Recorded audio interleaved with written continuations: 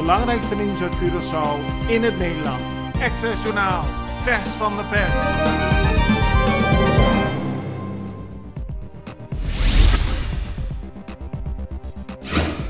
De Extra meldt dat vanochtend een man is omgekomen bij een ongeluk op de Caia Macario Prudencia. In deze straat in de buurt van Festival Center werd een man aangereden terwijl hij op de fiets reed. De aanrijding vond plaats door een vrachtwagen die bouwblokken vervoerde. De man is ter plekke overleden, dat heeft de politie bevestigd. Dr. Albrecht Bakhuis heeft gisteren een presentatie gegeven in het parlement over het COHO. Bakhuis stelde dat het college voor de ontwikkeling en hervorming van Curaçao grote impact zal hebben op de Curaçaose samenleving. Het gaat om een financieel pakket dat Curaçao er weer bovenop moet helpen na de coronapandemie. Bakhuis benadrukte dat invoering van de COHO gevolgen heeft voor de constitutionele structuur van het land, maar ook voor het financieel beleid en voor de sociaal-economische leven op het eiland. Na Colectra, nós toma tempo para servir ora com mais de comunico. Llama-nos centro de cliente na telefone 0800-035 de jaluna para jabierne voor die setor de mente te com setor de noite para turno serviço nan of patrão cita. Se você traz cita para já sabra, também por hora.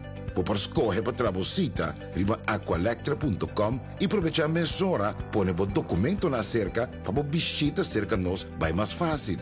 Sim, a Colectra su centro de cliente wordt klaar para servir na momento que você comini a bo.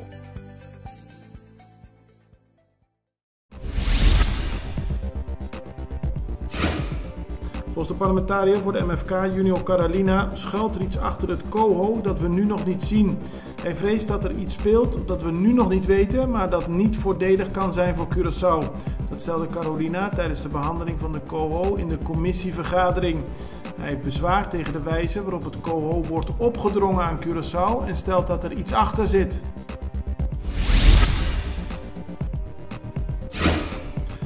Volgens de rechter is er geen bewijs dat 2 agenten een man op 18 februari 2017 hebben mishandeld.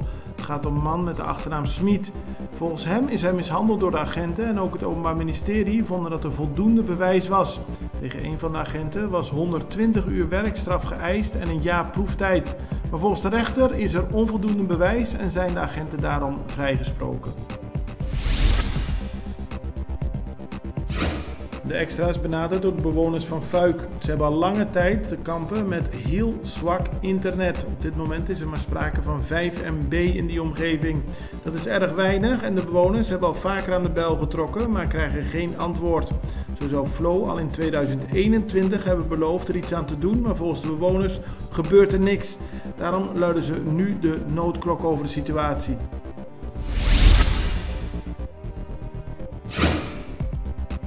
De Centrale Bank van Curaçao en Sint Maarten heeft gisteren een nieuw logo, een nieuwe huisstijl en een nieuw strategisch plan geïntroduceerd. De Centrale Bank van Curaçao en Sint Maarten wil de komende jaren tot 2025 eraan werken dat haar economische analyses het referentiepunt vormen voor begroting en beleid van de landen.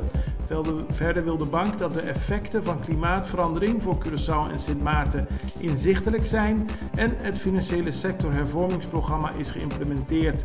Verder wil de bank binnen de komende jaren een Caribische gulden invoeren. Leslie Schotborg heeft gisteren een eerbetoon gekregen van de Karatebond Nederland. De afgelopen 30 jaar heeft hij veel betekend voor karate. De eerste 15 jaar als speler, de laatste 15 jaar als scheidsrechter. Hij kreeg hiervoor een oorkonde, de Gouden Scheidsrechter en een gouden fluit.